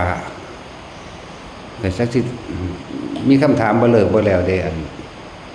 ว่าบ่บวชเป็นอรหันต์ได้บ่โดยผู้ใช้มันก็สิโหดร้ายปานนั้นบ่ความเป็นอรหันต์สิฆ่าคนตายปานนั้นบ่มันบ่เหมาะสมกับเพศบ่เหมาะสมกับชุมชนบ่เหมาะสมกับอันนั้นถ้าเป็นบรรลุอรหันต์แล้วในมื้อนั้นมันก็ตายมื้อนั้นโลดมันบ่ได้โหดร้ายแบบนั้นดอกแล้วคนที่เป็นจริงๆเขาก็บ่ย้านตายดอกและหลายๆอย่างในเรื่องของกรรมพร้อมนะพระวักกะลิบอกง่วส้นตายนะพระวักกะลิตัวเนาะแม่นบ่วะฮะพระพาหิยะเนาะพระวักกะลิผลสำเร็จโดยศรัทธาหรอกโดดลงเหวตายนั่นนะแต่ว่าบ่ตายนะพระพาหิยะง่วส้นตายนั่นนะคนละองค์เด้กับพระจิริยะมันก็หลายพาหิยะกระดอเนาะเป็นชิบๆพุ่นนั่นแหละนั่นคืออุปนิสัยเพิ่นอาจจะบ่เคยถวายผ้ามาหรือเพิ่นขัดขวางการบวชของบุคคลผู้อื่นมาเมื่อฟังนั้นเนี่ยพูดถึงเรื่องของกรรมในอดีตนะเมื่อฟังธรรมพุทธเจ้าเพิ่นก็บรรลุอรหันต์เลยเมื่อบรรลุแล้วพระเจ้าว่าให้ไปหาผ้าและบริขารมาสิบวชให้ออกไปแต่นอกหมู่บ้านง่วนั่นน่าจะเป็นเจ้ากรรมนายเวรซึ่งกันและกันนั่นแหละส้นตายสั่นสั้นก็มีนั่นคือตัวอย่างในครั้งพุทธกาลแต่จะให้เหตุผลส่วนตัวเขาก็ให้เหตุผลส่วนตัวแล้วบอกเหตุผลภายดอกความบ่เหมาะสมในชุมชนในคณะในหมู่พวกในการหาชีวิตหาเลี้ยงชีวิตโดยความเป็นอยู่กับกรรมจากว่าล่ะเพิ่นก็เลยจำเป็นเพิ่นก็เลยต้องตายว่าภาษานั้นว่าตายสันตติอมาก็ตายนี่ก็อรหันต์อีกองค์หนึ่งจระเข้ก็ตายนี่ก็อรหันต์องค์หนึ่งคือกันในตำราเขียนไว้แค่ว่าอนาคามีนั่นแหละนี่ก็แม่นอรหันต์องค์หนึ่งในสมัยนี้ตั้งแต่พระแท้ๆก็ยังตั้งแต่บ่ว่าพระตั้งแต่ภิกษุนักบวชแท้ๆก็ยังหายากอยู่สิไปเว้าเฮ็ดหยังกับเรื่องคนเนาะบางคนว่ามีลูกมีเมียอีกโคตรพ่อโคตรแม่มันจะเป็นมีได้จังได๋แต่อนาคามีเขาก็บ่นอนนำผู้หญิงแล้วเขาก็บ่แตะบ่ต้องผู้หญิงแล้วหรือเขาสิแตะสิต้องก็บ่ฮู้จักนำเขาบ่เคยเป็นคือเขาเว้นขาดจากกามเว้นขาดแล้วตั้งแต่อนาคามีหาอยู่หากินก็ลำบากเขาก็บ่ไปแล้วได้บาดคือมันบ่มีความอยากได้แล้วมันบ่แสวงหาหรือบางที่โดยกรรมอีกอันหนึ่งคือต้องทดแทนบุญคุณของบารดาบิดาหรือผู้ที่เลี้ยงเรามาบ่มีพ่อแม่แต่ว่าปู่ย่าเลี้ยงมากก็อยู่กับปู่ย่าก่อนจังซี่นะหรือแม่เลี้ยงอันอื่นจังซี่ก็อยู่ก่อนจังซี่ก็มีนะในอนาคาที่บ่บวชอนาคาบ่ตายดอกอนาคาศีล8ก็เป็นเองโดยบ่ต้องขอเด้อกินข้าวทีเดียวเองเลยเหมือนพระนั่นแหละกินข้าวทีเดียวก็กินทีเดียวเองไปเลยนอนก็บ่นอนที่นอนหนุ่มที่นอนสูงก็บ่นอนเด็กนอนสากก็โหนอนแป้นก็โหไปโลดก็ได้จังซี่ก็มีคือคนพวกนั้นเขาจะรู้ในตัวเขาเองล่ะเขาเว้นขาดจากอารมณ์ทางกามรูปราคะอรูปาราคะนี่บ่มีเบิดหรือจุดหมายเดียวนั่นสิทั้งผู้หญิงผู้ชายนั่นแหละ นั่งเทริยะกับบรรลุอนาคามีก็ขอพวกไปบวชพวกก็ให้บวชเทริยานั่นแหละโอ้หลายองค์อยู่ดอกแต่ว่าทั้งผู้หญิงทั้งผู้ชายก็ดีเหมือนกันแต่ว่าผู้ใดบรรลุอรหันต์เมื่อนั้นหมายถึงว่าอาจจะเป็นเรื่องของกรรมของมาตัดร่อนที่เป็นฆราวาสหมายถึงฆราวาสเด้อในสมมตินี่จะไปถามหามันเถอะ จะไปถามหามันเถอะจักสิมีบ่มีจักสิไปเอิ้นไปจักสิไปถามน้ำไผไปพวกเขาเป็นถึงขั้นนั้นจริงๆเขาคันบ่เว้าบาดนี้อันผู้เว้าบ่ได้เป็นนะผู้เป็นบ่ได้เว้ามันจักว่าน่ะผู้รู้ไม่พูดผู้พูดไม่ได้รู้มันบ่ได้โหดร้ายขนาดว่าตั้งนั้นมันหมายถึงเรื่องของกรรมมั่งนะ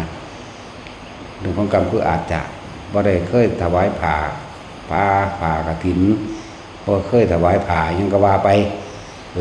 และก็มีการคัดขวางการบวชของผู้อื่นพร้อมนี่กรรมตัวนี้เขามาตัดรอดนำนะเรียกคือนำคนปฏิบัติธรรมพาคนปฏิบัติธรรมพาอยู่นำอยู่ให้ความรู้โดยธรรมให้อยู่ตัวเองก็อาจจะบ่เคยถวายผ่าแล้วก็ตัวเองอาจจะปฏิบัติแบบฆราวาสก็ได้ดอกจะไปบวชให้ยังการนี้เป็นกรรมอีกอันนึงอะไรจังว่ามันบ่ได้บวชแล้วก็ตายถึงอรหันต์แล้วต้นแมงจะตายอย่างใดเด้เนาะบวชก็สร้างได้บำบัดแล้วนะนี่คือเหตุผลว่าจากอิงตำราอะไรก็เอาส่วนโตใส่รถนะได้จะหาตำรามาขัดแย้งเขาอีกล่ะบ่ได้ยืนยันอีกว่าผิดหรือถูกพร้อมแล้วแต่ไผแต่มั่นโหลดอันนั้นนะแค่ว่าถามมากก็ต่อไปซื่อๆอันนี้ เพราะว่าหญิงบอกว่าชายแล้วผู้หญิงเด้ก็เขาบวชแม่ซี่แม่ขาวแม่แปดนี่เด้ศีลแปดนี่เด้อรหันต์กับอรหันต์เริ่มจากศีลแปดนี่ตัวคือว่าผู้หญิงคือว่าองค์แม่ชีแก้วแม่ชีนั่นแม่ชีเนี่ยก็เขาศีลแปดเขาก็โกนหัวหรือบ่โกนหัวบ่เกี่ยวอันนั้นแต่ว่าเขากับศีลแปดแล้วผู้ชายกับแปดเหมือนกันเด้แล้วก็นั่นแหละบวชก็เลยบ่แม่นว่าจะไปบวชภิกษุณีแบบศีล311ปานนั้นสนะนั้นศีล8แล้ว8นี่ก็ไปแล้วนั่นน่ะแต่บ่นั่นแหละจากอนาคาอรหันต์ก็แค่8มันก็ได้ละตัวบ่หาตันนั้นมันเป็นข้อห้ามต่างๆในความเหมาะสมและบ่เหมาะสมซื่อๆได้ศีล221ศีล311มื้อนี้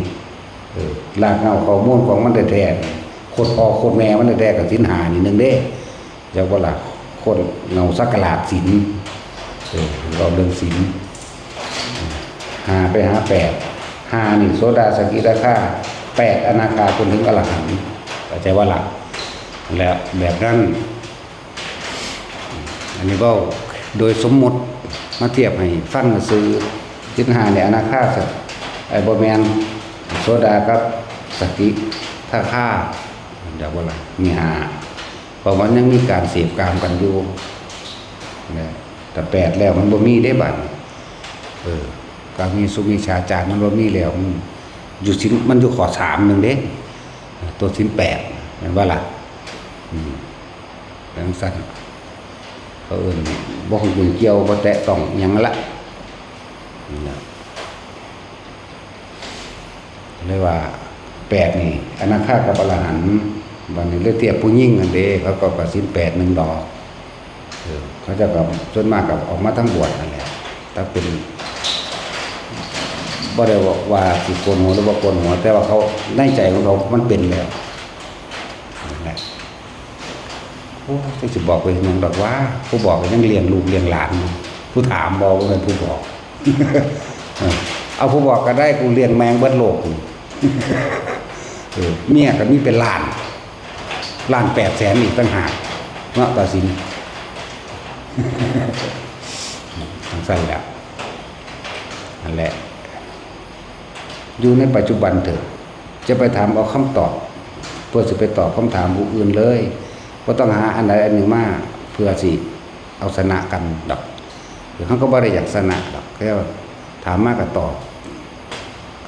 ตัวเองเป็นซะก่อนเถิดเข้าถึงตรงนั้นซะก่อนเถิดนะแต่มันสิหัวเอาโดยตนเองดอกเนี่ยถึงว่าเฮาบ่อาจสามารถรู้จริงได้โดยการที่จะไปฟังคำตอบจากคนผู้อื่นเด้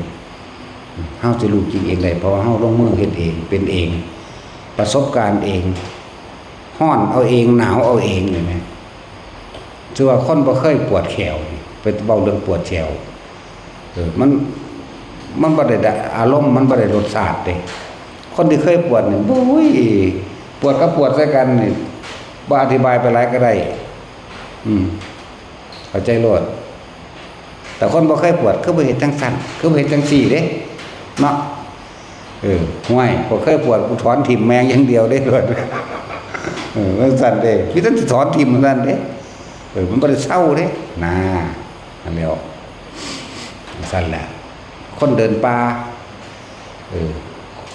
กับผู้หนึ่งแค่เบิ่งแผนที่เลี้ยวซ้ายเลี้ยวขวาสั่งสิแต่ว่าคนเดินป่าผู้เดินจริงๆนั่นน่ะบางหันเป็นหลุมบางนี่มีหลุมบางนั้นมีตอไม้มีหากไม้โผล่ขึ้นมาแน่เป็นนู่นบางหันเป็นตกล่องโอ้กูไปตำบางหันสะดุดลงแน่ผู้ที่เขาบอกไปถึงต้นไม้นี้แล้วเลี้ยวขวาเลี้ยวขวาเราตรงไปผู้ที่ไปแล้วมันมีหลายต้นพวกเนาะตัดสินคือตัดสินแหละบ่เคยเห็นผีแต่ย่านผีอุ้ยเขาเจ้าว่าผีอยู่หันอยู่นี่โลดโอ้ยเขาเจ้าว่าโลดก็ย่านไปน้ำเขาเจ้าได้บัดนี้บอกเขาเป็นนอนขาขึ้นห่างสุดจะทวนเดี๋ยวก็บ่ว่าจังสิบี้เนี่ยเนาะมองเขาเจ้าว่านี่แหละทั้งสั้นแล้วแต่ว่าให้ไปคันบ่ไปเด้ไปแม่ไปพิสูจน์เบิ่งบ่เนี่ยนั่นสั้นแล้วนี่นะโมมันถึงยังบริยานมันไปผู้เดียวกันขึ้นเด้เพราะว่ามันยานเท่ากับผีถ้าบ่ไปเอาฟ้ามือ8เทื่อกับแส่เทื่อเดียวเอาฟ้ามือมันว่ามันคือบ่ไปมันจังบ่ได้เอาหยังจักอย่างเข้าใจว่าล่ะผู้ฟังอยู่เลยบ่มันสิเลือกจังใดจังหนึ่งคือเฮาขับรถไปนั่นแหละขับปัญหาเช่าข้างซ้ายเป็นม้าข้างขวาเป็นคนตัวสิเหยียบหยังเนาะทางนี้โอ้คนมันเหยียบม้าไปแล้วว่าได้เนาะคือบ่เหยียบเบรกแม่นบ่ล่ะก็เหยียบเบรกตัว มันสิไปเลือกเหยียบม้าอยู่แน่นี่ก็คือกันระหว่างฟ้ามือกับแสงสิเอาหยังเอาฟ้ามือกันเอามึงสิเอาเฮ็ดหยังมึงก็เฮ็ดน้ำโดดไปหยังมันก็จังบ่ได้ถูกฟ้ามือแสงก็บ่ถูกพร้อมเนาะไปได้เด้ตัดสินกันขึ้นไปผู้เดียวมันก็แย่งไว้สายแมลงตับขึ้นไปพุ่นไปพี่ลำพาไปแล้วแล้วผ่านนะมันจะตึกแสเล่นปลูกก็คือกันย่านผีแมงมาตัวทั้งใดตัวบัดมันก็คุ้มไปแล้วเห็นผีว่าวันนี้บ่มีแต่คนมาสั่นแต่ทั้งสั้นแล้วก็ไปพิสูจน์เอาเองไปดูเขามันก็เกิดความเคยชินไปที่แรกอะผีอยู่หันผีอยู่นี่ลากใส่ออกมาห่อใส่แบบนี้เปื่อยแบบนั้นเน่าแบบนี้ลอยแบบนี้อยู่ทั้งหลังแน่อยู่ทั้งขางแน่อยู่ทั้งหน้าแน่มันคิดไปก็เห็นว่าล่ะมันมาจากความคิดเด้อน่ะความย่านน่ะผีอยู่ทั้งหลังงวกแล้วงวกอีกก็บ่เห็นเทื่อแล้วมันไป2คืนเขา3คืนเขามึงเห็นผีบ่บัดบ่มีแต่คนเขาจะไปนอนทั้งผุดแน่สั่นตัวและถ้าเอานี่แล้วคือต้องกระทำต้องไปพิสูจน์นั่นแหละทำก็เหมือนกันเฮาต้องพิสูจน์ด้วยตนเฮาเองแล้วคือจังว่าเขาว่าผีอยู่หันผีอยู่แห่มก็ไปทั่วไปให้มันเห็นแต่มันมีอยู่ก็บ่มีแน่ถ้ามันมีก็ว่ามันมีกันตัวเนาะว่าได้หันเลยแล้วแบกใส่ออกอาจารย์ช่วยหนูด้วยล่ะนาฏศิลป์มีแต่เอียนบักไหลออกมาเต็มท้องอยู่บัดนี้เฮ้ยมักแหวกใส่กูเบิ่งแน่กูจะเอาเอียนมาต้มนะสวัสดีท่าน